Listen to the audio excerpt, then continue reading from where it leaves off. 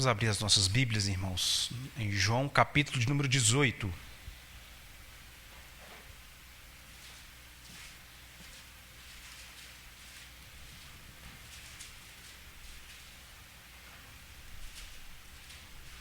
Evangelho segundo João, capítulo de número 18.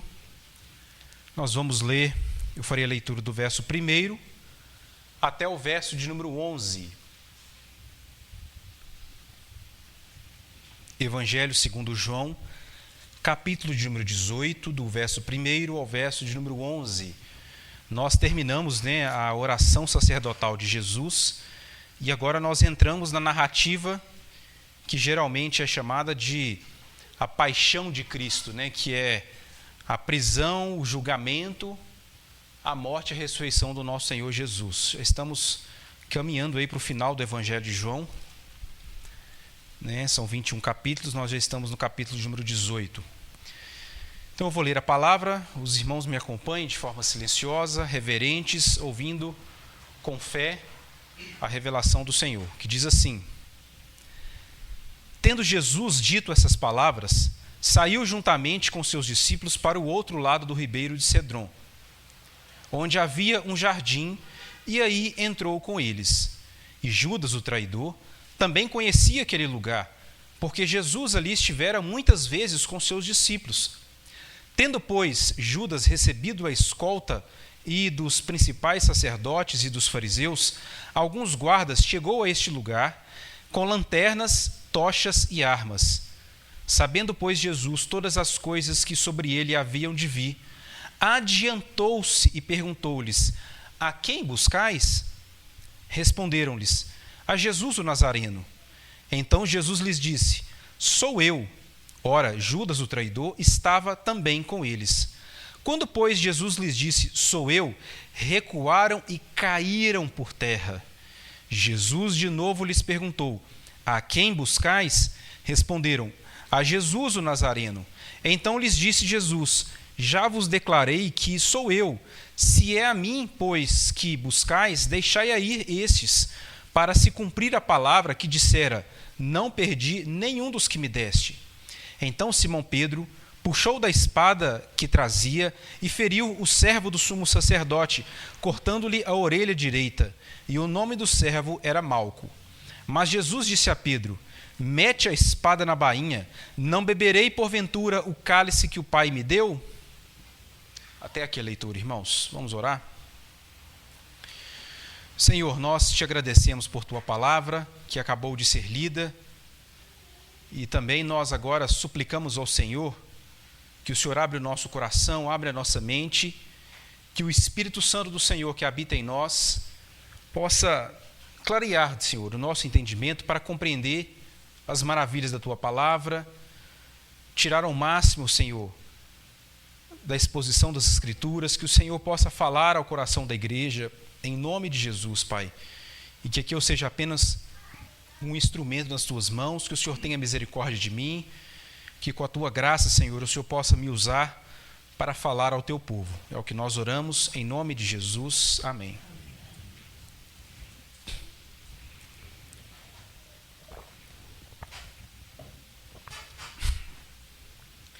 Irmãos, por que é tão difícil nós obedecermos os mandamentos de Cristo? O que há de errado em nós, afinal de contas, para obedecermos e seguirmos o exemplo de Cristo? João nos diz, na sua primeira carta, que os mandamentos de Deus não são penosos, mas mesmo assim nós relutamos em obedecer os mandamentos do nosso Deus. Nós sabemos que existe algo em nós que nos impede de nos submetermos à obediência. Somando-se a isso, a Bíblia diz que nós devemos ser imitadores de Jesus Cristo. E Jesus Cristo foi o maior exemplo de obediência a Deus que nós encontramos na Escritura. O que há de errado, irmãos? Nessa passagem que nós acabamos de ler, Jesus Cristo se entrega voluntariamente para ser preso, pois ele sabia que essa era a vontade do Pai. E nós sabemos que é totalmente injusta essa prisão de Jesus. Nós sabemos que Jesus está sendo preso injustamente. Mas mesmo assim, Jesus Cristo se entrega voluntariamente, ainda que diante das injustiças dos homens. Como que nós nos comportamos diante da injustiça, irmãos? Por que é tão difícil viver como Jesus viveu? Ora, irmãos, se tem uma coisa que nos impede de obedecermos a Deus, tal como Cristo, é o orgulho que mora em nossos corações. Essa fortaleza impenetrável, chamada de orgulho. Mas a boa notícia, meus irmãos, é que Jesus Cristo se entregou por nós voluntariamente, justamente por causa da nossa desobediência. Ele bebeu o cálice da ira de Deus por causa do nosso orgulho, que é alimentado dentro do nosso coração como se fosse um ídolo do qual nós adoramos. A boa notícia é que ninguém capturou Jesus para prendê-lo e executá-lo, mas ele livremente e espontaneamente se entregou como um sacrifício perfeito por causa do nosso orgulho, por causa dos ídolos ocultos que moram dentro do nosso coração. Essa passagem nos ensina qual foi o procedimento de Cristo enquanto se entregava para ser preso. O que nós veremos ao longo dessa passagem é até onde Cristo levou a sua obediência ao Pai. O que nós veremos ao longo dessa passagem é até onde Cristo levou a sua obediência, a sua submissão. Mesmo sabendo de tudo o que estava para acontecer, Cristo se entregou voluntariamente para ser preso. E ao longo da exposição dessa passagem, o que você precisa ter em mente é que você é chamado para ser um imitador de Cristo. Esse é o nosso chamado. Nós somos chamados para ser imitadores de Cristo. E é sobre isso que nós veremos, irmãos, nessa passagem em questão. Você provavelmente já deve ter notado que o relato que João faz da prisão de Jesus é diferente do relato dos demais evangelistas, dos evangelhos sinóticos, tal como Mateus, Marcos e Lucas. Por exemplo, João não informa a oração que Jesus fez no Monte das Oliveiras, quando ele clama ao Pai, pedindo que, se fosse possível, que o Pai passasse o cálice, onde Jesus disse, mas que não seja feita como eu quero, mas como o Senhor quer. João também não nos conta a respeito do beijo que Judas deu em Jesus, quando foi entregá-lo. João dá alguns detalhes, por outro lado, que os outros evangelistas não dão. Por exemplo, os sinóticos apenas relatam que uma multidão foi prender Jesus. Mas João especifica que quem eram essa multidão? Que eram os principais sacerdotes, os fariseus e soldados romanos. Essa escolta aqui no grego, o significado no grego aqui era o nome que era dado para uma guarnição de soldados romanos. Ou seja, João especifica que, além dos judeus, um exército de soldados romanos também foi para prender Jesus. Os sinóticos também, me parece, que não informam quem foi o discípulo que cortou a orelha do servo do sumo sacerdote. João não deixa isso passar batido, ele dedurou a Pedro, foi Pedro que fez essa proeza, foi Pedro. E não há contradições, irmãos, nos relatos. O fato é que João busca enfatizar outras coisas que os evangelhos sinóticos, Mateus, Marcos e Lucas, não quiseram enfatizar. E o objetivo principal de João é mostrar que o Verbo se fez carne e habitou entre nós. Jesus é o Filho de Deus, o Deus homem, aquele que é a luz do mundo, mas os homens amaram mais as trevas do que a luz. Isso é interessante porque, ao longo do relato do julgamento de Jesus, diferente dos evangelhos sinóticos, João enfatiza mais a participação dos romanos, querendo mostrar que o mundo inteiro rejeitou a luz, não somente os judeus, mas também os gentios, os romanos. Esse é o objetivo de João, e esse objetivo está em todo o seu evangelho e também no relato da prisão, do julgamento e da sua morte.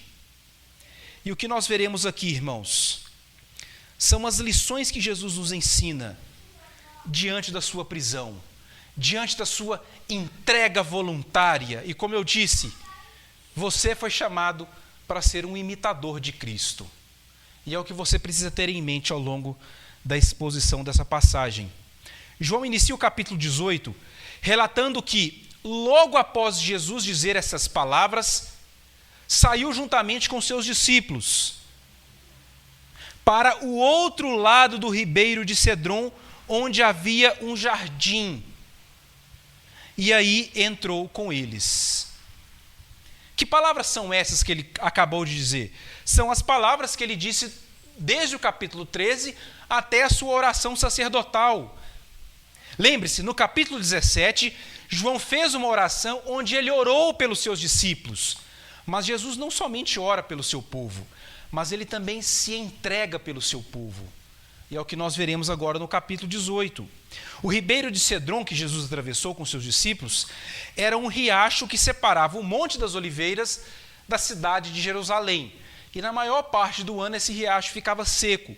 Quando começava a chover, as águas desciam do Monte das Oliveiras e fazia a água correr nesse ribeiro de Cedron. O verbo no verso 1 diz que Jesus, no verso que está aqui no primeiro verso, diz que Jesus entrou nesse lugar. Ou seja, esse jardim que Jesus estava, muito provavelmente era um lugar fechado. E Jesus, com seus discípulos, entrou ali. O verso 2 também dá um detalhe que os demais evangelistas não dão, e que é um detalhe extremamente importante para o objetivo de João. Ele diz no verso 2: E Judas, o traidor, também conhecia aquele lugar. Porque Jesus ali estivera muitas vezes com seus discípulos. Aqui João começa a descrever a narrativa de tal forma para deixar claro que Cristo se entregou voluntariamente. Irmãos, Cristo não foi capturado. Cristo se entregou. E é isso que João quer que você entenda. Ele se entregou. Ora, Jesus sabia que Judas iria traí-lo. Ele despediu Judas do Senado dizendo: olha, o que você tem para fazer, faze depressa. O outro ali está igual papagaio, né? É 24 horas assim lá em casa. Jesus sabia que a qualquer momento Judas iria entregá-lo. E o que Jesus faz diante disso, irmão? Se esconde? Sai fugindo da presença de Judas? Não. Jesus escolhe um lugar que Judas conhecia. Se tem um lugar que Judas iria procurar Jesus para entregá-lo, era nesse jardim.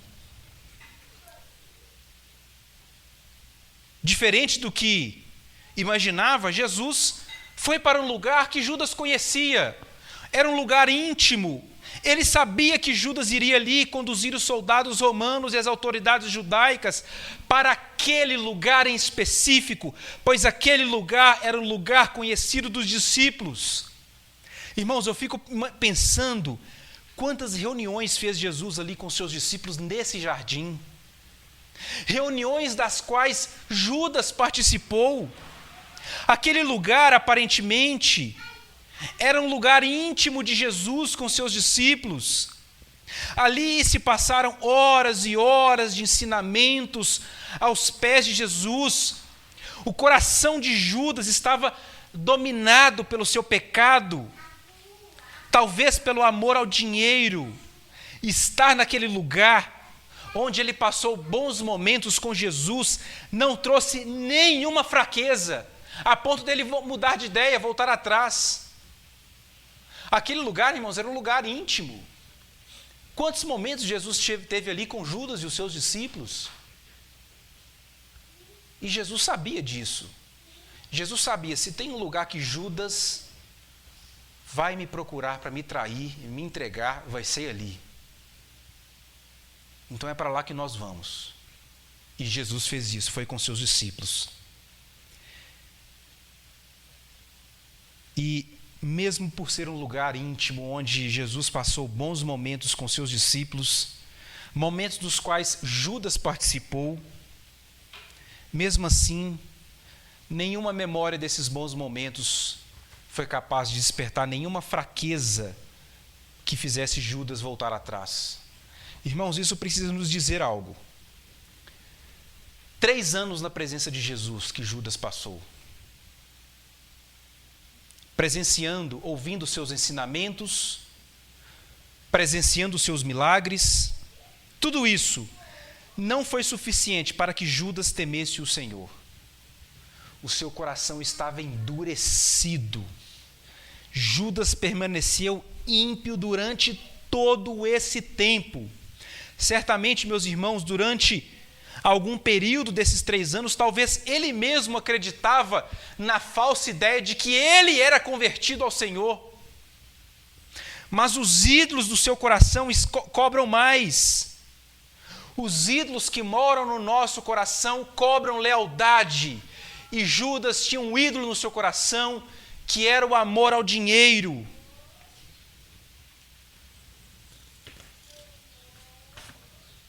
E eles cobram mais lealdade do que a nossa lealdade para com Jesus. E isso fica um alerta para nós, irmãos. Constantemente nós devemos olhar para o nosso coração, buscar reconhecer se estamos ou não tendo um coração endurecido pelos nossos pecados. Existem ídolos ocultos no nosso coração. E eles cobram lealdade. Pecados não mortificados, que endurecem o nosso coração silenciosamente, tal como foi com Judas. O autor de Hebreus diz: hoje, se ouvirdes a sua voz, não endureçais o vosso coração. Judas ouviu e mesmo assim ele endureceu o seu coração. Irmãos, tem gente que vem na igreja, ouve a pregação da palavra domingo após domingo, e o coração fica como uma pedra, coração endurecido. E ouve domingo após domingo. Frequenta, ouve, participa. Judas estava assim. Você precisa avaliar o seu coração. Não vamos nos apoiar, irmãos. Eu sou um eleito, sou um predestinado. Não, irmãos. Senhor, me ajude a olhar para o meu coração. Será que eu estou tendo um coração endurecido? O verso 3 afirma que Judas recebeu uma escolta composta dos principais sacerdotes fariseus e de soldados romanos. A expressão no grego da palavra escolta significa uma guarnição romana. Tem um termo específico para isso, mas era uma tropa de soldados romanos. E eu acho interessante o fato de João mencionar isso. E ele quer deixar nítido que os romanos participaram disso. Ou seja, Jesus uniu 2 inimigos, judeus e romanos, em prol da sua morte. O mundo rejeitou a luz, não somente os judeus, mas também os gentios. E naqueles dias, Jerusalém recebia muitos reforços de guarnições romanas por causa da festa da Páscoa. Era um período propício para revoltas em Jerusalém. E provavelmente os judeus esperavam uma revolta generalizada quando Jesus fosse capturado. A quantidade de pessoas que fazia parte dessa tropa era muita gente, irmãos. Muita gente. Essa guarnição romana, essa tropa romana, estima-se que era mais de 200 soldados. Ou seja, muita gente foi prender Jesus. Muita gente. Imagina você ver 200, 300 pessoas chegando com pau, espada, tocha para te prender. E essas tropas ficavam divididas em grupos e provavelmente deveria ter ali entre 200 a 300 soldados, com tochas, armas, lanternas, juntamente com os fariseus e sacerdotes. E é curioso porque aquele que é a própria luz e que é o próprio príncipe da paz, agora é procurado com lanternas e armas. Certamente eles esperavam que Jesus fosse ter alguma resistência contra a sua prisão. Também esperava-se que houvesse uma reação armada por parte de Jesus e dos seus discípulos, mas o máximo que teve foi uma tentativa fracassada de Pedro de matar o soldado, o servo do sumo sacerdote. No relato de Lucas, no capítulo 22, verso 52, diz o seguinte: então, dirigindo-se Jesus aos principais sacerdotes e capitães do templo e anciãos que vieram prendê-lo, disse: saístes com espadas e porretes para deter um salteador? Diariamente, estando eu convosco no templo, não pusestes as mãos em mim. Esta, porém, é a vossa hora e o poder das trevas. O que Jesus está dizendo aqui é que ninguém o prendeu ele antes da hora. Ele mesmo se entregou no tempo certo. Olha, eu estive com vocês no templo. Vocês me viram. E vocês não me prenderam. Sabe por quê? Porque não era a minha hora. E agora chegou a minha hora e eu estou me entregando. Novamente, Jesus, irmãos, não foi capturado. Jesus não foi pego de surpresa. Olha, pegamos Jesus, prendemos Jesus. Não. Ele se entregou voluntariamente como uma ovelha que caminha para o matadouro. Cristo é o nosso sumo sacerdote, pois ele não apenas realiza o sacrifício, mas ele é o próprio sacrifício.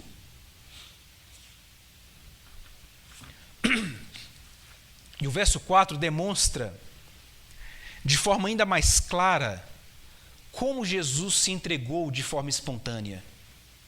Olha o verso 4. Sabendo, pois, Jesus todas as coisas que sobre ele haviam de vir, adiantou-se. Parece que Jesus não esperou nem eles chegarem direito. Jesus não buscou se esconder nas sombras da noite naquele momento. Ele não se escondeu atrás dos seus discípulos, porque ele é o bom pastor. E o bom pastor vai na frente das suas ovelhas. Ele tomou a iniciativa e avançou para frente. Jesus estava convicto do controle soberano de Deus. Ele já sabia de todas as coisas que estavam para vir sobre ele. Nesse ponto, irmãos, Jesus já tinha feito aquela oração: Pai, se possível, passe de mim esse cálice, mas que seja não como eu quero, mas como tu queres. Nessa altura, Jesus já tinha entendido que essa era a vontade do seu Pai.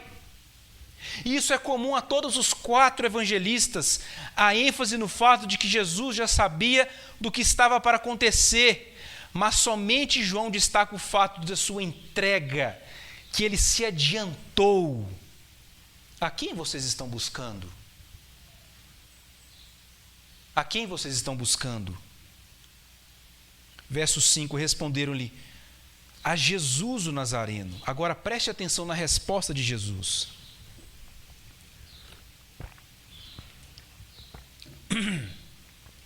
Então Jesus lhe disse: sou eu. Ora, Judas o traidor estava também com eles.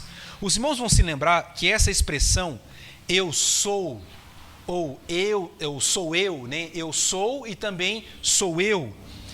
Essa expressão é recorrente no Evangelho de João. Jesus já usou essa expressão, que no grego é ego eimi, várias vezes.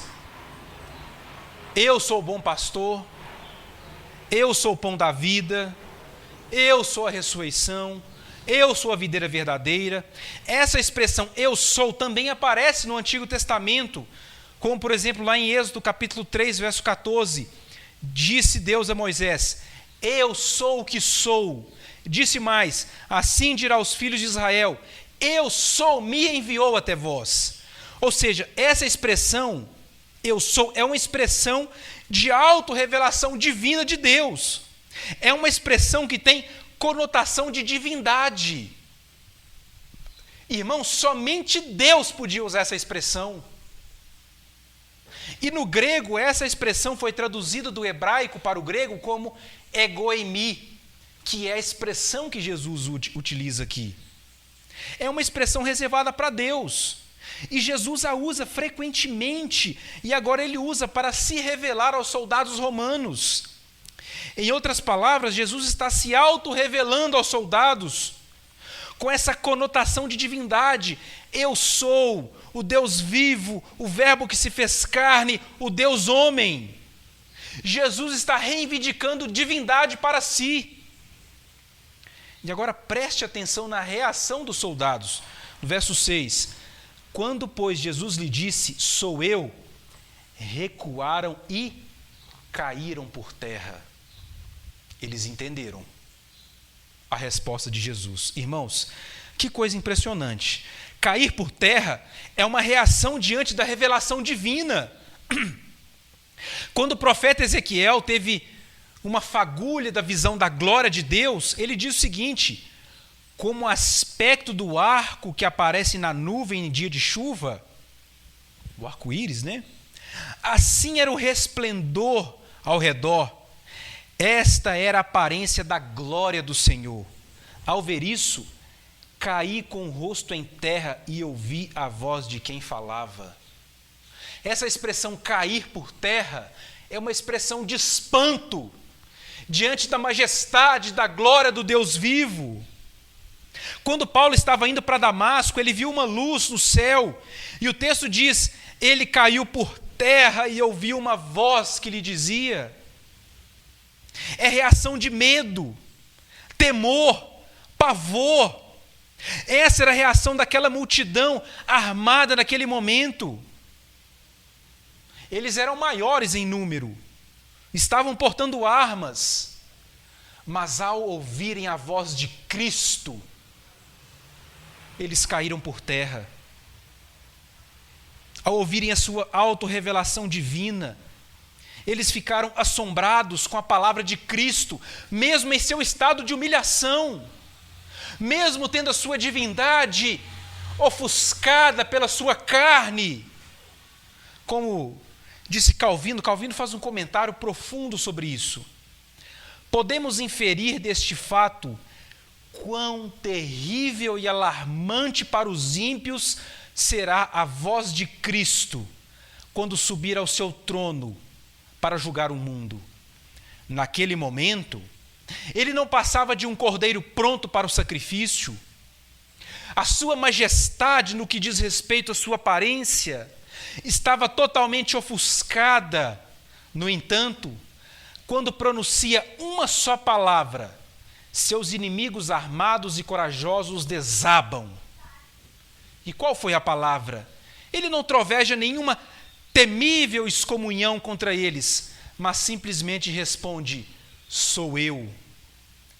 Qual, pois, será o resultado quando ele vier, não para ser julgado pelos homens, mas para ser o juízo dos vivos e mortos, não naquela aparência humilde e desprezível, mas daquela ofuscante glória celestial e acompanhada por anjos celestiais. O que Calvino está dizendo aqui é que, naquele momento, a glória de Cristo ainda estava ofuscada pela sua carne, pela sua natureza humana, e mesmo assim a sua palavra levou aquela multidão armada a caírem por terra. Imagina quando Cristo proclamar a sua palavra em juízo, quando ele voltar em toda a sua glória. Quão terrível será, irmãos, se Cristo, no seu estado de humilhação, levou aqueles homens armados até os dentes desabarem. Imagina quando ele voltar, em toda a sua glória. Irmãos, a palavra de Cristo tem poder. E aqui nós vemos a palavra de Cristo tendo o seu poder. O profeta Isaías, falando sobre o rebento de Jessé, falando de Cristo, disse: mas julgará com justiça os pobres e decidirá com equidade a favor dos mansos da terra. Ferirá a terra com a vara da sua boca. Qual é a vara da sua boca? É a sua palavra. E com o sopro dos seus lábios matará o perverso. A palavra de Cristo tem poder. Paulo disse o seguinte sobre o fim do homem da iniquidade, o anticristo: então será de fato revelado o iníquo, a quem o Senhor Jesus matará com o sopro da sua boca e o destruirá pela manifestação da sua vinda. A palavra de Cristo tem poder, irmãos. Irmãos, os soldados romanos eram homens valorosos, corajosos, acostumados a enfrentar revoltas armadas em Jerusalém, mas desabaram quando ouviram a voz de Cristo. Tenhamos em mente isso, irmãos. A palavra de Cristo tem poder. E nós temos essa palavra hoje. Os incrédulos, por mais que venham a negar a pessoa de Cristo, no seu íntimo nutrem um medo do juízo vindouro de Cristo. Quando você prega para alguém que não crê em Cristo, ou simplesmente é indiferente ao Evangelho, essa pessoa pode até não aceitar, mas no seu íntimo, no seu coração, existe um resquício de medo. Porque a palavra de Cristo tem poder. Cristo já disse nesse mesmo Evangelho: a palavra que eu vos tenho dito, essa palavra vos julgará no último dia. E perceba no verso 7 que Jesus pergunta novamente quem eles estão buscando. Ele diz no verso 7: responderam-lhe os judeus: temos uma lei. Não, desculpe, irmãos, o vento passou a página aqui. Jesus de novo lhes perguntou: a quem buscais? Responderam: a Jesus o Nazareno. E me parece aqui, irmãos, que é como se fosse uma segunda chance de Jesus. Jesus se revelou a eles. Eles desabaram. Provavelmente Jesus esperou eles se recomporem a postura, de soldados. E Jesus pergunta novamente: a quem vocês estão buscando? E eles respondem: a Jesus o Nazareno. Mas mesmo depois de presenciarem uma franca exibição do poder divino de Cristo, eles vão em frente tão destemidamente, a ponto de não perceberem nele nem mesmo um vislumbre da sua revelação. Eles caíram por terra diante da palavra de Cristo, mas permaneceram com seus corações endurecidos. Irmãos, eles ouviram da boca de Cristo, e mesmo assim não se converteram. A malícia é um véu a impedi-los a observar a luz de Deus. A sua persistência faz mais duros do que uma pedra. Eles desprezam o conhecimento de Deus, e o próprio Deus os entregou a uma disposição mental reprovável, como diz Paulo. Eles ouviram da boca de Cristo. E às vezes você pensa assim: meu irmão, meu pai ou minha mãe não se converte, mas se ele ouvir a pregação daquele pastor, aí ele vai se converter. Não vai. Não está na palavra de quem, no poder de quem prega, irmãos. Às vezes a gente pensa isso, Fala, se minha mãe ouvir o fulano de tal pregando, aí eu acho que ela vai se converter. Irmãos, esses soldados ouviram da boca de Cristo e permaneceram com seus corações endurecidos. Permaneceram com seus corações de pedra. E ele continua: então lhes disse Jesus: já vos declarei que sou eu. Se a mim, pois, que buscais, deixai ir a estes, para se cumprir a palavra que dissera: não perdi nenhum dos que me deste. Jesus não queria expor os seus discípulos naquele momento. A perseguição contra eles ainda viria, como veremos em Atos. Mas naquele momento eles ainda não estavam preparados. E Jesus poupa seus discípulos de sofrerem naquele momento, afinal, ele é o bom pastor que dá a vida pelas suas ovelhas. E Jesus faz isso agora, olha, deixa eles irem, podem me prender, para se cumprir a palavra que eu disse que eu não perdi nenhum dos que o Pai me deu. Eu não vou deixar desprotegida nenhuma das minhas ovelhas que o Pai me deu. Mas Pedro toma uma atitude totalmente desconexa com a postura de Cristo, no verso 10. Então Simão Pedro puxou da espada que trazia e feriu o servo do sumo sacerdote, cortando-lhe a orelha direita, e o nome do servo era Malco. Pedro saca uma espada e fere a orelha de um dos servos do sumo sacerdote. Não sabemos, irmãos, o motivo de Cristo, aliás, o motivo de João mencionar o nome de Malco. Talvez por uma questão de veracidade, né? Olha, foi aquele soldado em específico que foi ferido. Mas o ponto é que Pedro tenta defender Jesus. E aqui, irmãos, a intenção de Pedro não era ferir a orelha. A intenção de Pedro era decepar a cabeça. Pedro não queria dar um susto no servo, deixa eu cortar a orelha dele. Não, a intenção de Pedro era cortar a cabeça do servo, nitidamente. Mas Pedro fracassa. Talvez ele tinha muita coragem, mas pouca habilidade na espada. E Jesus repreende a Pedro, dizendo: Pedro, mete a espada na bainha, não beberei porventura o cálice que o Pai me deu. E às vezes, irmãos, a gente interpreta mal essa repreensão de Jesus aqui. Às vezes a gente interpreta isso aqui dizendo: olha, se chegar alguém para te agredir, para fazer algum mal contra você, contra a sua família, você não pode se defender. Você tem que virar a cara para dar o tapa na outra face. Não é isso que Jesus está ensinando, irmãos. A repreensão de Pedro aqui não é porque Pedro estava portando uma espada. A repreensão de Pedro aqui não é por causa da sua defesa. O motivo da repreensão era porque Pedro não discerniu aquele momento. Ele não entendeu a missão de Cristo. E ele estava tentando poupar Cristo de sua prisão. Por isso ele responde: Pedro, eu não vou beber o cálice que o Pai me deu. Esse é o motivo da repreensão.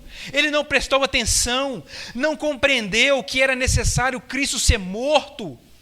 Jesus está se entregando de forma mansa, como uma ovelha ao matador, e Pedro não havia discernido isso ainda. Daí Jesus repreende: Pedro, eu tenho que beber o cálice que o Pai me deu. Eu tenho que beber o cálice que era para você beber. Pedro tenta impedi-lo de beber o cálice da ira de Deus, irmãos. O relato de Mateus afirma: pensas que não posso rogar a meu Pai e ele me mandaria neste momento mais de 12 legiões de anjos? A iniciativa de Pedro é tola. Pedro não tem poderes para impedir Jesus de beber o cálice da ira de Deus. Na verdade, a palavra de Cristo tem mais poder do que a espada fajuta de Pedro. Os soldados não estavam nem aí para a espada de Pedro. A palavra de Cristo tem muito mais poder. E é interessante, porque aqui Pedro tem uma coragem, né? No meio de 200 soldados, Pedro saca a espada para cortar a cabeça do soldado. Mas ainda neste mesmo capítulo, essa coragem vai desaparecer. Olha, você conhece ele também? Não, não conheço não. Você conhece ele sim, você estava com ele? Não, você está enganado, não conheço não. Não, eu vi você com ele. Não, eu não conheço esse Jesus não. Cadê a coragem, Pedro? Cadê a coragem? Mas a cruz faz isso, irmãos. Pedro viu o horror da cruz de Cristo e a coragem de Pedro desapareceu completamente. Pedro, eu preciso beber o cálice que o Pai me deu. O profeta Isaías profetizando a respeito da missão do servo do Senhor, que nós lemos na liturgia. Acorde, acorde, levanta-se, ó Jerusalém, você que bebeu da mão do Senhor o cálice da sua ira, você que esgotou o cálice do atordoamento, assim diz o Senhor, o seu Deus, que defenderá a causa do seu povo. Eis que tiro o cálice da sua mão. Jesus está dizendo isso agora a Pedro. Eu preciso beber esse cálice. Era para você beber esse cálice, Pedro. Era para mim beber o cálice da ira de Deus. Era para nós bebermos o cálice da ira de Deus. Mas o que Deus faz conosco em sua infinita misericórdia, irmãos? Ele tira esse cálice da nossa mão e coloca nas mãos de Cristo. Essa é a missão do servo do Senhor. Jesus já tinha clamado ao Pai: Pai, se possível, passe de mim esse cálice, mas não seja como eu quero, e sim como tu queres. Mas agora Jesus já reconheceu que a vontade do Pai é essa, que ele beba o cálice transbordante da ira de Deus, que eu e você merecíamos por causa do nosso pecado. E já entrando na conclusão, irmãos,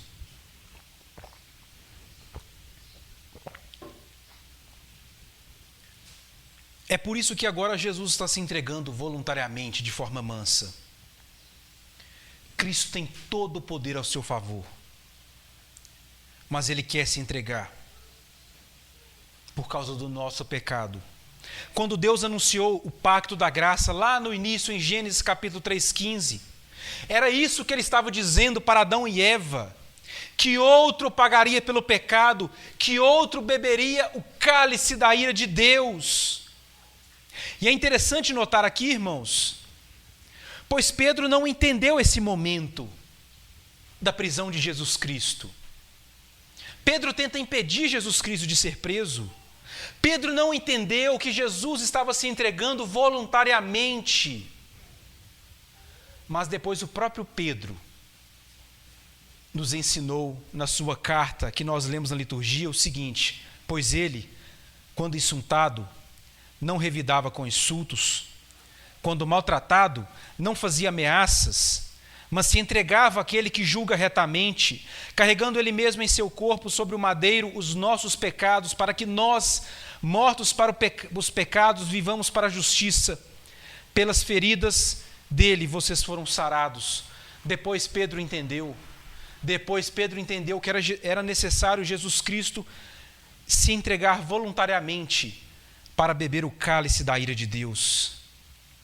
O destaque aqui, irmãos, é a obediência voluntária de Jesus Cristo, a sua entrega. E essa passagem de João nos mostra como o seu Senhor se entregou por você, como Jesus Cristo se entregou pela sua vida, de forma voluntária, numa prisão injusta. A entrega de Jesus nos ensina a respeito da nossa vida em várias áreas que se possa imaginar, irmãos. Jesus Cristo estava sendo injustiçado. Como nós agimos diante da injustiça?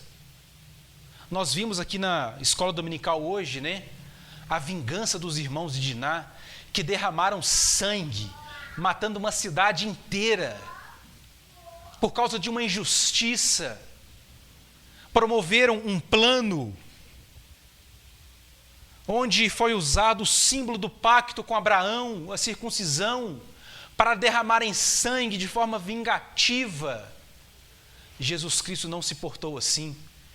Jesus Cristo se entregou voluntariamente. Como você age diante das injustiças? Será que você age com vingança, soberba? Será que você se submete à vontade do Pai? Eu não estou dizendo aqui, irmãos, que você não deve se defender. Nós devemos nos defender. Mas uma defesa é uma coisa, vingança é outra. Além do mais, irmãos, nós percebemos como Jesus Cristo se entregou voluntariamente. A obediência de Cristo era uma obediência voluntária, por amor ao seu Pai. Isso nos leva, irmãos, a refletirmos sobre várias coisas. Quantas coisas nós fazemos para Deus por obrigação? Cristo não se entregou por obrigação. E quantas coisas nós fazemos para Deus por mera obrigação?